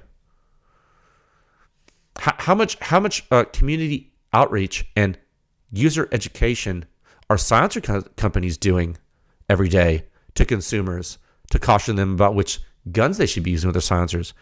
How much money and time are they putting forward to telling you all this stuff? I think lying by omission is also dishonest. Okay, come on, guys. It's not one party guilty here, guys. It's not one party. There's a lot of guilt to go around here. There's a lot of guilt. You could spread. It's a big pie. You want a slice? Okay. So, I'll keep it real all day for you. I'll have this discussion with anyone you want me to have it with. If I had my way in a perfect world, every single pistol silencer sold would have approved pistols onto which it may be installed and function correctly. If I had my way. Is that an idealistic wish? Yeah, but it's a wish. I'm just saying in a perfect world. I'm not saying it's happening. And you know what? In my perfect world, it would be up to the silencer manufacturer to provide that list. And conversely, pistol manufacturers that decide to offer factory-threaded barrels for their pistols should have approved silencers for use on their pistols. And silencer manufacturers should design piston assemblies with spring rates and porting and other dynamic features that enable correct and efficient, reliable function on the pistols for long service life. That's what I think. If you know what, you get into these wars. I see these young kids talking online about their ARs and about, my AR is better, and what tier is your AR? And I think that Aero Precision or Sons of Liberty Gunworks or Knights Armament or LMT, and I think this is better than this, and I think this is better than that, and you don't know, you're poor, and da-da-da-da. If you guys gave 1 ounce of passion to actual physics than you do to those stupid battles online where you're talking about who builds the best Legos from a gun that was designed by Eugene Stoner, and none of these companies have designed anything, to make it better, and you're fighting about that, and it's like, if you gave an ounce of care into which systems would perform suppressed with proper mechanics, you'd have less problems with your silencers. You're caring about which H1 or H2 buffer you buy for what barrel you're putting in your AR-15 that like any Tom, Dick, and Harry can make in a factory, because everyone is making them, like just building Legos all the time. What, you think it's a novel? There's very few novel ARs nowadays. Very few, guys. I mean, come on. Anyway, I just don't think that any silencer manufacturers that make pistol silencers, other than B&T and Knights, are even doing this stuff, really. I mean, some are, but like not many, dude. Like, I think the Mark 23 silencer from Knights and the Impulse silencer, the family of Impulse silencers from B&T in both 9mm and 45, I think they're examples of doing it right. I know that B&T has engineered pistons for certain guns in 9mm overseas to not break them, because I've spoken with them about it. And you know what? It took a damn United States government development program to get this done for 2 HK pistols and the Glock 21, and it took B&T learning those lessons from Knights and doing that for their 9mm Impulse silencer later to even make this a reality. And I've spoken with them about and you know what? And that's another thing. The 9mm Impulse silencer, we haven't tested that, but it's probably not quiet, but at least it doesn't break a Glock when you shoot a bunch. So, I think more people need to be talking about this. I think part of the reason why you're not talking about this is because you're not even shooting these things that much, because they're coming loose, because no one thought about the O-ring. Stuff like that. It's like you can't even enjoy the damn pistol silencers even when you're romanticizing them, because they're not even made right to even interface with the guns. So half the problem is you're not even using them to their potential. So how would you even know if they're reliable? You're not even shooting more than a mag. And people talk about, well, I don't like pistol silencers. It's like, well, the reason you don't like them is because they're not designed correctly. Okay? I wish more people talked about it. I hope more people talking about this is and how we're indexing pistons. Why aren't we aligning at the rear with flats? Why are we using the front teeth instead of rear? What about the spring rates? What about silencer back pressure? What about the piston spring? What about O-rings to prevent unscrewing? What about threaded barrels that have more alignment surfaces like the Mark 23? For the love of God, what about the recoil guide rods and the locking block damage that people are seeing? What about the frame cracks from incorrect dynamics? Talk about all this stuff. You talk about, where's my AR lower forged? Is it machined or is it forged? Oh my God, what about my trigger pin? Like, shut up. Talk about something that we can push forward. Okay? We need to make pistol silencers great again. I think we should do it right. I think we can have a renaissance. I think we should make people actually want to shoot them, and then we can have the best things ever. These are literally the best, dude. Center fire, lethality, in a compact package you can carry concealed with low signature. It's the ultimate tool. Okay? All right, I'm getting heated. All right, we're going to talk about data. Subtopic E at a time of 1 hour, 29 minutes, and 42 seconds. This is going to be a 2-hour podcast. All right, sorry. I have to say this. If I don't say it, who's going to say it? And then you're going to be mad at me if I don't say it, because then no one's going to say it. You know? All right, hazard map brief 8.1.11, you know. Enough about mechanics. Let's talk about blast and human risk. So pull up the hazard map brief. I don't know how many times I've read this online, but I'll tell you what, most people know that the Knights can just plain sounds better. Is it the pressure? Is it the human ear loudness? Is it the tone? Is it the resonance? The answer is yes. It's all that. The answer is the complete signature of the Knights can on the Mark 23 is more pleasant and safer than the complete signature of the B&T silencer system on the Mark 23. What is the complete signature? It's everything I just told you. Pressure, loudness, tone, resonance, frequency, everything. How do we quantify that in one easy to understand metric? How would you begin to do that? Well, PEW Science uses the suppression rating. You can try to use whatever you want, and you let me know if it works better than the suppression rating. So far, suppression rating is it for us. It works the best. That's why we use it. That's why we developed it. How can you view it? How can you show your buddies how to view it that are learning in an easy to understand way that you don't have to even listen to the podcast? You don't have to read? Maps. Hazard maps. Silencer hazard maps. Figure 1 and Figure 2 in this brief. Okay? Figure 1's Knights, Figure 2's B&T. Same gun, same ammo, different silencers. Now, you look at these two plots, these maps. You see the area near the ejection port of the gun.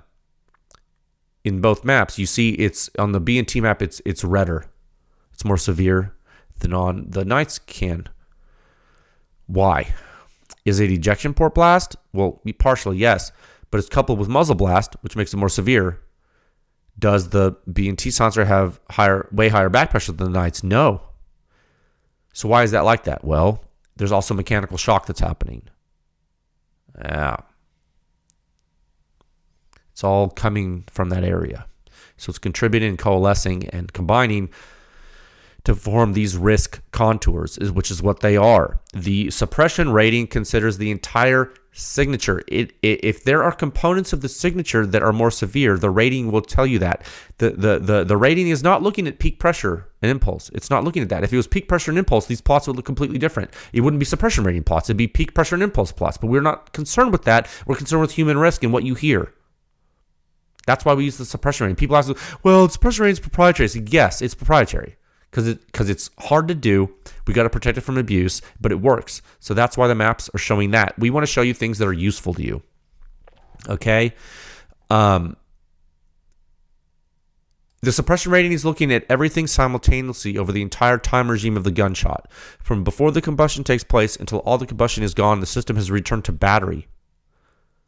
So why, you may ask, do we collect the full time regime data for full analysis? Well, so we can give you the right answer as best we can give it, you know? I mean, you can pretend you don't need it. You can pretend you don't need the whole signature. You can pretend. But pretending doesn't make it real. Like, no matter how hard you pretend, it's still pretend. Okay, so if you want to look at distal flow rate from these maps, you can see these hazard maps actually give you a lot of info. You can see that the jet stability index is, which is partially derived from the omega metric of the silencers from the test. The jet stability index in the models differs from between the two silencers. The Knights being more restrictive and focused, the B&T being less restrictive and producing a broader forward hazard field. The interesting part here is the difference in performance from the two silencers. They are not the same, and we're going to get into this next. And I want you to know that, like, really, there's no way to slice this data or interpret it or look at it with any metric that's going to send you to the conclusion that these silencers are the same. Like, I don't care what color glasses you have on. Like, there's nothing. I know they look the same. They're not. I know they look the same inside, but they're not. Because there's nothing in our test data that shows it. there's nothing in these maps that show it, which are derived from test data. It's not. But by every measurable test metric and calculation we performed, the Knights produces a less severe hazard field than the B&T, and it's like all day, every day, twice on Sunday type of thing. Like you can't. Now, it's not a knock on B&T, and I think they did what they could with what they were given by Knights and told to do by HK, and I had. Sorry, I'd say sorry to the conspiracy theory folks out there, but, B&T is a public supporter of our lab, and, Knights isn't. I'm still here to tell you that the Knights silencer produces superior performance. So, see, guys, I'm sorry if you're a conspiracy theorist and you think that PEW Science is, like, somehow leaning one way or the other. It's like, guys, we're not. This is... Like, if we were, we'd be telling you we'd be singing the praises of this B&T can, and frankly, it's not. It's inferior to the Knights by every measurable metric we can present to you. Going so like I'm just telling you like it is, like I've done for the past 6 years. We're going to talk about why the performance is different next more, but the bottom line for this hazard map brief, you need to, hit the microphone. The bottom line for the hazard map brief you need to know is that, if you're looking for a 45 silencer for your Mark 23 that is officially approved and you're going to hunt, and, you want one that you can shoot dry in a pinch, then be comfortable for that short engagement. The Knights is going to have a higher chance of doing that for you than the B&T. And now, is the B&T usable? Yes, dude. More than usable. It functions correctly with the weapon. It's not going to harm your gun. It's just not going to do what the Knights does. Now, both of them are 1,000% better than shooting the weapons unsuppressed. Of course, either the Mark 23 or the USP. Put water in it. Maybe you're going to enjoy it a lot, and that's good to have. Take pride in that. But they're different. So let's talk about that. And let's talk about the Mark 23 system performance at a time of 1 hour, 36 minutes, and 53 seconds. Oh, man. It's getting late. I'm so crazy doing this right now, and all in one. I should have split it in another episode, but we have too much to do. I couldn't delay it. So pull up the report. It's 6/2/14. This is so crazy. Oh my God. There's so much. Pull up 6/2/14, and we'll start from the top. I'm going to do this really in a very efficient way for you. Okay. Bottom line up front. 32.1 suppression rating, 1 meter left of the silencer, 1.6 meters above the ground in the free field, mil standard. 36.7, 6 inches right of the shooter's right ear, mil standard. For an overall composite suppression rating of 38.3 for the Knights silencer on the Mark 23. Okay. You just saw the muzzle and ear ratings on the hazard maps. And you look at this and you're like, okay, I can hold this thing out in front of me. I can shoot mid-30s at the ear. Life is good. Cool. So these numbers shouldn't be a surprise to you because you saw the maps. Now, what happens when you switch to the B&T on the same gun? Muzzle suppression rating drops from 32.1 to 26.5. Okay, not a huge drop, but noticeable. Yeah, it's not minuscule. Shooter's ear suppression rating drops from 36.7 to 24.2. So okay, that's more of a drop. Okay, definitely noticeable. Okay, not only noticeable, this is actually increasing the risk to a place that may be an issue for you, dropping you out of the 30 zone deep into the 20 zone. Depending on your use case, this could be a big deal for you with if you don't have ears on. Now, and look at the maps, you can see that's happening. The signature is more severe. Now, we're going to step through the Mark 23 test data one at a time. Actually, first, before we do this, I forgot to talk about. Let's look at first the unsuppressed signatures. Scroll down past the summary and everything. I want you to look at figure 2 and 3. So what we did, and I don't think we've ever done it in quite this way before, I'm showing you the unsuppressed muzzle blast, both in pressure space and impulse space in these two figures. And on the vertical axis, we're actually giving you 3 different units of pressure and impulse because we want to speak to everyone and give everyone the full experience here and make sure you understand. On the left vertical axis, you have pascals of pressure. Okay? On the right vertical axis, you have the imperial units of PSI, pounds per square inch. And on the plot annotation, you have decibels. All three units are pressure units. Again, left axis is metric in pascals. Right axis is imperial in PSI. Plot annotations are decibels. Why are the decibels on the plot in annotations instead of on the axes? It's because decibels are a logarithmic unit, and we wanted to keep the axis scales linear units. So the axis scales are linear pressure in metric and imperial. The plot annotations are logarithmic units that are actually metric, because a decibel is metric in the way you know it, because it is referenced to a 20 micropascal. When I say reference, it's the logarithmic reference. And that's the 20 micropascals being the reference, the logarithmic reference pressure for decibels is customary. Okay, close. And this is in the Silencer Sound Standard in like the first section or whatever, if you want to read it. Or second, whenever it is, or second section, whatever it is. It's in the Silencer Sound Standard. So this is literally like on our website, but you need to learn it. And this is here to help you understand that when you look at the muzzle blast from an unsuppressed 45 caliber pistol, it's above half a PSI in severity. Look at figure 2. Okay. One of the reasons why I put this front and center like this is because I need you to understand something. A lot of people talking about, well, 45 ACP should be so easy to suppress because it's natively subsonic. It's like, okay. Except we don't suppress Mach waves from projectiles. We suppress muzzle blast. So when you look at the muzzle blast in figure 2 in pressure space and you see that shock wave and you see that the USP has a more severe muzzle blast than the Mark 23 because the USP has a shorter barrel, you'll see what I'm talking about. Okay? And you see the precursor wave from the bullet forcing an air column through the barrel and the blast pressure leaking around the bullet even before that and coming out because you have an obturation delay. It's all in the report. You can read it. See that? That's what that's from. And you know why you don't see that in unsuppressed rifle? Like in when you don't see this in unsuppressed supersonic flows most of the time, except in AKs because they suck. It's because usually this coalesces together because everything's moving faster. Okay, 1 second.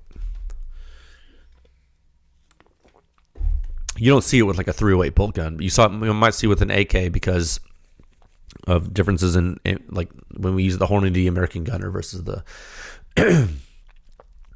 non-SAMI chamber. Anyway, so you see the pressure and impulse. I want you to take away the fact that these unsuppressed waveforms from the USP and the Mark 23 are different because of barrel length. The timing is different because of barrel length. They're different in pressure in figure 2, and they're different in impulse in figure 3. And if you think that somehow a subsonic gun is quieter because the projectile is slower, it's like, well, yeah, there's no Mach wave necessarily, but the muzzle blast is still got to be suppressed, guys. Okay? So look at this, learn it, love it, remember it. All right? Now scroll down further. Let's get to the suppressed tests. Scroll down to figure 4. We're going to talk about the Knights can on the Mark 23 first. Okay, per typical, figure 4A and 4B, blast overpressure in the free field. If you are used to examining center fire pistol test data, this will look somewhat familiar to you when compared to, say, a 9mm pistol. Some big suppressed, some big differences that are here are the precursor events, the stuff coming out of the silencer before the primary blast. They're more severe with 45 You can see those in early time in figure 4B. You see the impulse they create in early time in figure 5A and 5B.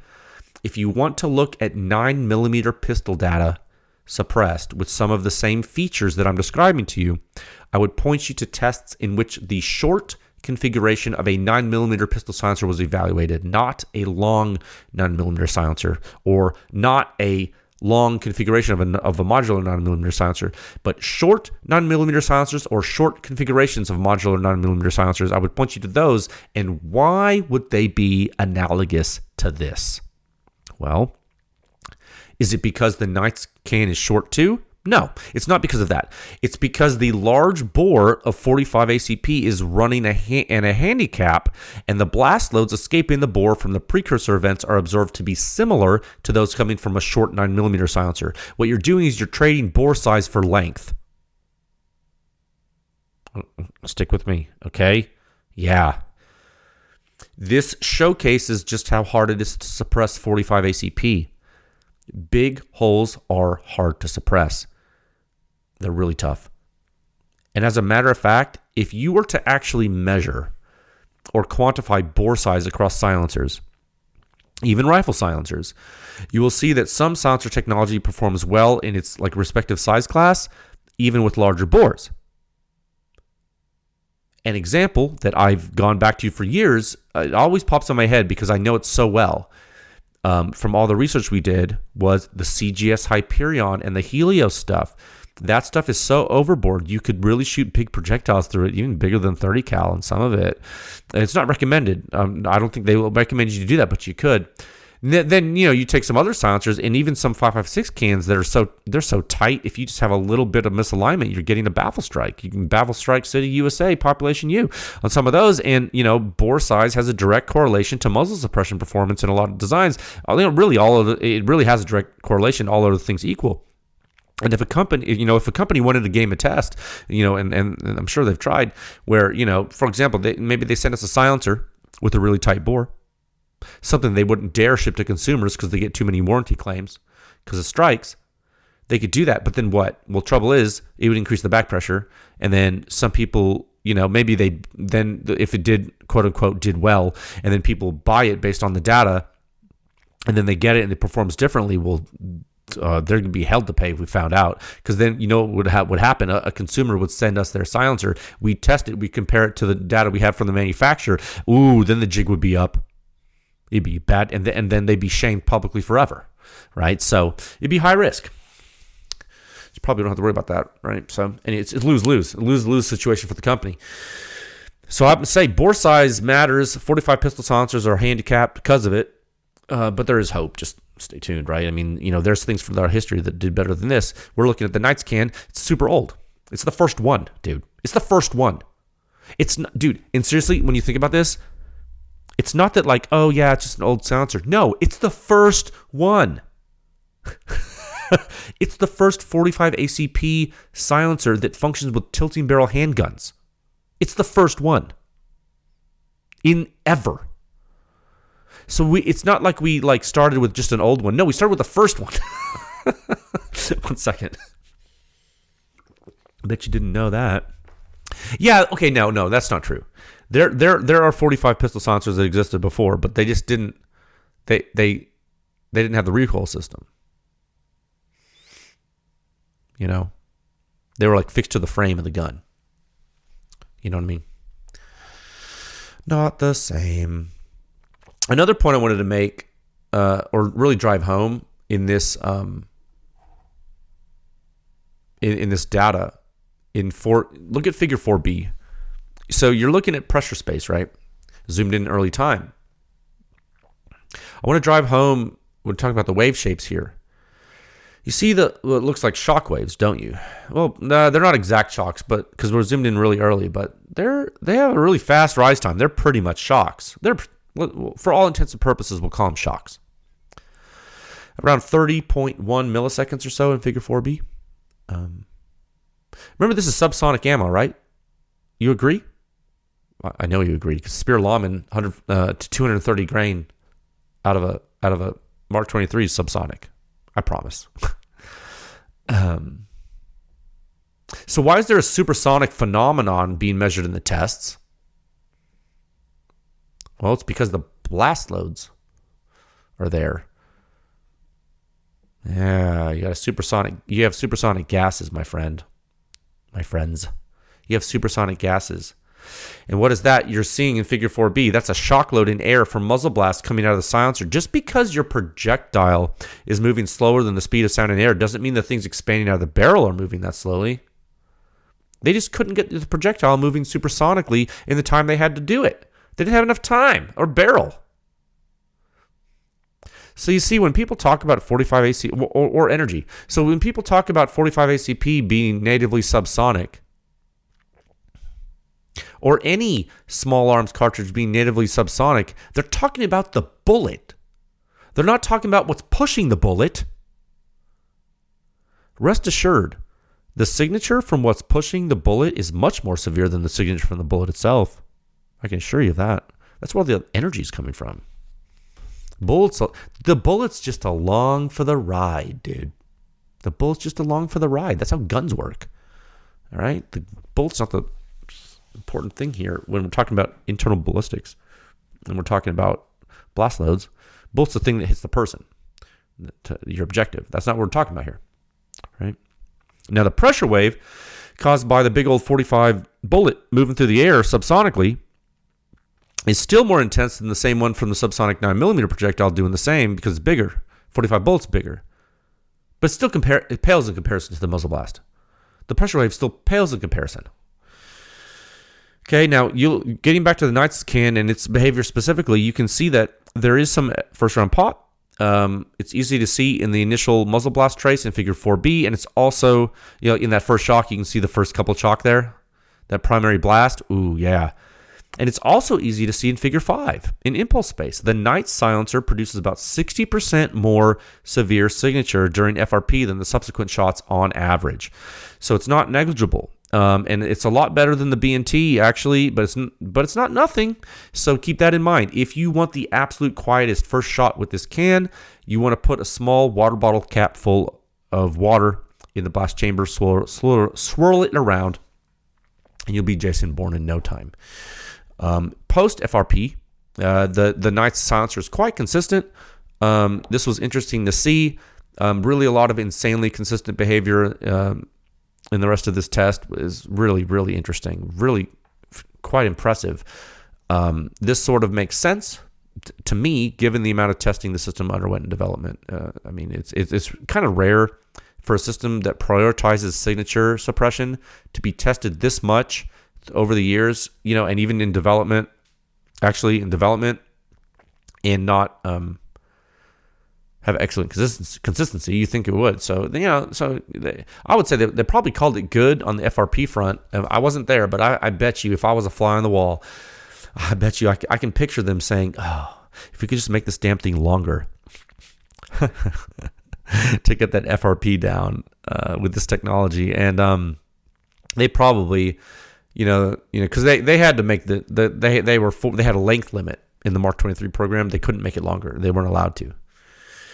And then the fact that water was an option, I think they probably were like, okay, we can probably live with this. Because, you put water in there, you'll nullify the FRP. So, anyway. So PEW Science members, when you look at the shooter's ear data, you're going to see something that was occurring with the P30L with 9mm quite a bit, but intermittently. Now, with the Mark 23, what you're going to see with the shooter's ear data, what you're getting with every shot, you're going to see blast load escape in the breech in early time. Take a look at that in pressure and impulse space, see what I mean? It's not nothing. And this, I think, is something we're just going to have to deal with.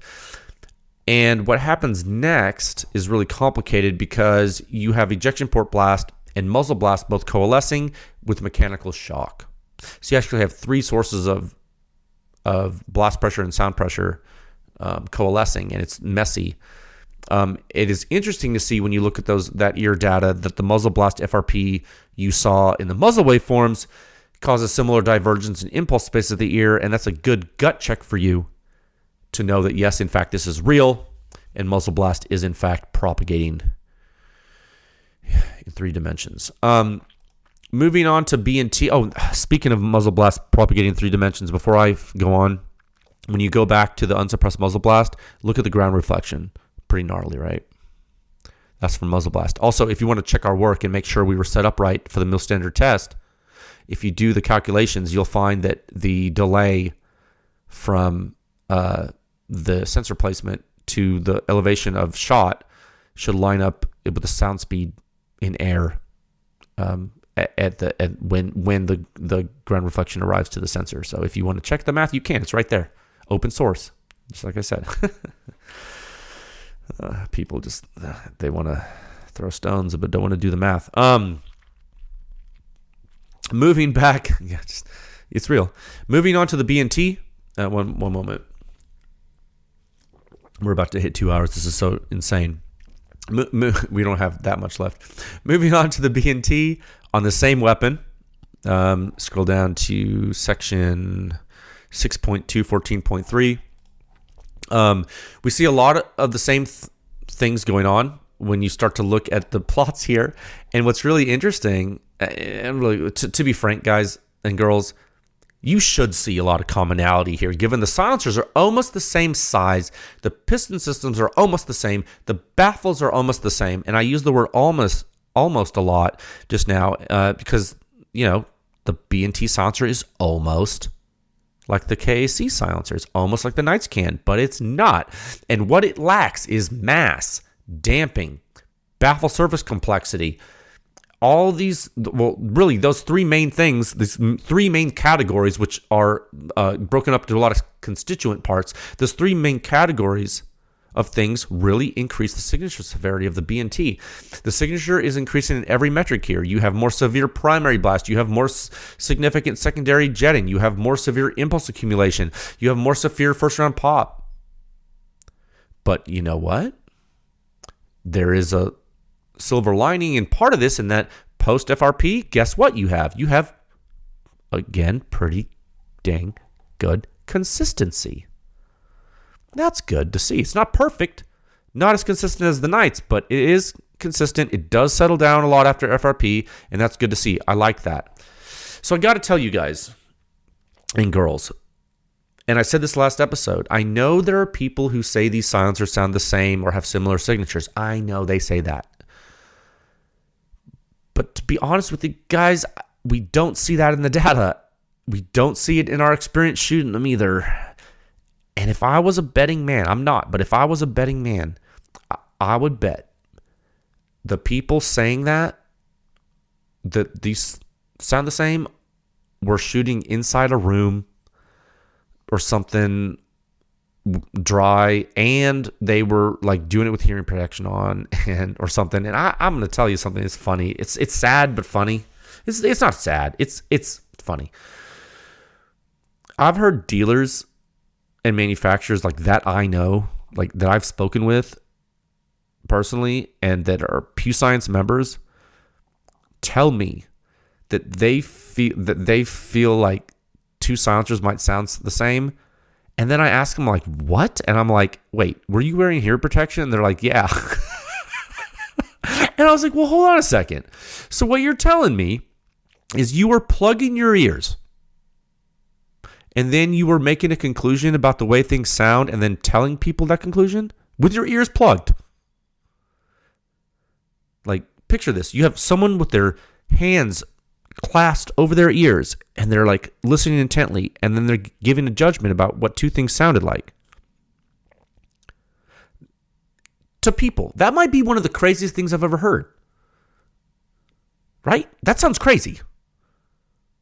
Like, I'm not saying you should get hearing damage, but like, I'm saying it's like literally why we do the testing, to tell, like, so don't. So when you tell someone something sounds the same, you better like make sure you're in the correct environment. You use some, like, be responsible, because people are getting information from. I looked at this data, and I've shot these silencers, and I can't imagine thinking these things sound the same at all. Like, what? Like, on what planet? Like, so I was like, it's got to be environment. It's got to be they're wearing ears. They're wearing earmuffs or something. Well, yeah, they're going to sound similar with earmuffs. You can't hear anything. Anyway, I think I think this next part deserves some more analysis, and I simply haven't had the time, but the nested resonance and muzzle blast and ejection port blast of the shooter's ear from the B&T is definitely different, and PEW Science members will see that. And it's good to know that the data shows it, because, dude, one thing shooters of these two silencers on this gun do report a lot is that the mechanical sound is completely different on the B&T. The B&T is it's a louder clack, and the Knights is more subdued and is more damped out, and the mechanical sounds are contributing to the suppression rating, and you simply can't have a really loud clack and not affect the severity of the signature. Like, you can't. And when the silencer is slamming back into the piston, into the gun, that's a noise too. When the slide bottoms out to the rear, that's a noise. All this matters. When it and everything resonates, it all matters. And so what happens when we move from Mark 23 to the Mark 23 Compact, otherwise known as the USP45 Tactical? What happens? We're making the barrel shorter. The unsuppressed muzzle blast I showed you in the unsuppressed measurements is more severe. What happens? Let's see. Let's do that at a time of 2 hours. Oh my God, 2 hours. 0 minutes and 44 seconds. We've done it. We've officially crossed the 2 hour mark. 1 second. This is dumb. USP45 Tactical System Performance. Okay, now, what do we have to do? I'm going to quiz you. What do you have to do before you shoot these two silencers on a USP? What do you have to do? You just shot them on Mark 23. What are you going to have to do now you have to shoot them on the USP? You remember? You have to change the piston in the silencer. Different pistol, different recoil mechanics. Now you need to make the recoil system of the silencer match the change. Different piston. Now let's picture this. The piston is now ported. The spring is now stronger. Now you're ready to rock and roll. How do we know that you're ready to rock and roll? How can we say that so confidently, definitively? Well, because HK and Knights tested it over and over and over and over and over. They did it for us. Why should we have to do the R&D? They're the ones who made the system. That's how it should be. See why I'm so annoyed? Okay. Now these two test reports, I'm so sick of using guns and wasting ammo when silencers don't work right with them, when the company selling the system should have done it. I'm so sick of that. Now these two test reports in the study, section 214.4 and 214.5, they're abbreviated. So I'm going to go through them real quick. Lightning round. And then we're going to do an addendum to this study later when we have time to add the hazard maps for the USP and some more technical deep dive. But now I'm going to hit the high points. I'm going to give you 4 high points. First, the Knight silencer keeps you close to Mark 23 performance when you switch to a USP, but not quite. You're going to lose a few points at the muzzle. You go from 32.1 to 29.1. A few points. Not huge, but it's there. At the ear, you only lose a point or so. 35.8 down to 36.7. Or, I'm sorry, 35.8. Yeah, 35.8 down from 36.7. Not bad. Pretty close. Now, FRP is going to get worse on the USP. Why? Barrel shorter. What have I always told you about first round pop? When you have more unburnt propellant, which happens in shorter barrels, it's going to get worse. Okay, but Knight's silencer is still doing pretty good in the FRP department. Not terrible. If I was a USP owner, which I am, I wouldn't mind using the Knights on it. Now, caveat, if I have a choice between shooting a Mark 23 and USP, I'm going to shoot the Mark 23 every time. But if I have to carry in the summertime, I'm going to use a compact gun like the full-size USP Tactical. It's the Mark 23 Compact. It's easier to conceal. Number 2, notice how when you look at the signatures in figure 12 and 13 and 14 and 15, they look a lot like the Mark 23 signatures. That's because they are very similar. Why? Because the behavior is similar. Same silencer, severity is elevated due to the increased muzzle blast from the shorter barrel. Now, you go B&T. It's different. you switch from the B&T from Mark 23 to USP, you're going to lose more performance than the Knights. This is where the baffle efficiency really comes into play. If you have efficiency issues in a silencer and you increase the severity of the blast load input with a shorter barrel, you're actually going to magnify the issues. It's a telltale sign. The Mark 23 hides some of the problems with the B&T because the barrel's so long and it's such a good host. USP is, I know it's a full-sight gun, but more severe muzzle blast. If you really want to get wild, try this thing on a USP compact. They actually make a dedicated night silencer for the USP compact. It's a different silencer. It has optional wipes and stuff. It's rarer than hen's teeth. I wish I could test it. I wish I could touch it. I don't even have one.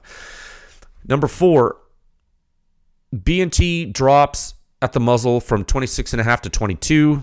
At the ear, it actually stays somewhat the same. It goes from 24.2 to 26, so you get like a 1.5 or whatever. Not a huge differential. It's very similar. And as far as perception, it's going to be hard to tell the difference because of the severe muzzle rating. That's going to cloud it. So what's probably happening, and some folks have asked why that is, we don't know the exact perfect answer. It's probably happening. Well, we can see it in the data, but it's probably happening because there's some kind of dynamic effects in the recoil system. It's probably timing. We got to study it more. From what we've seen so far, it seems like there's some frequency-driven effects happening too.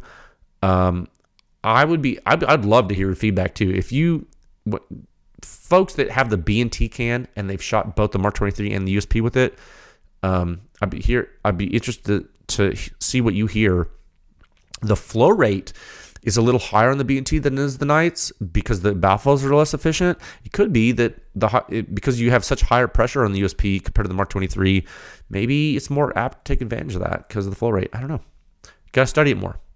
So I didn't really dig in deep into that, but we calculated the ratings and that's what we got. So it's pretty similar. It's weird, right? Could be flow rate related and resonance related, driving the frequency. Okay, final subtopic, H. At a time of 2 hours, 6 minutes, and 44 seconds. This is ridiculous. My overall thoughts, guys, I'm going to give this to you quick. Overall, I think I've said all I'm going to say about this for quite some time. I think it was a successful test program.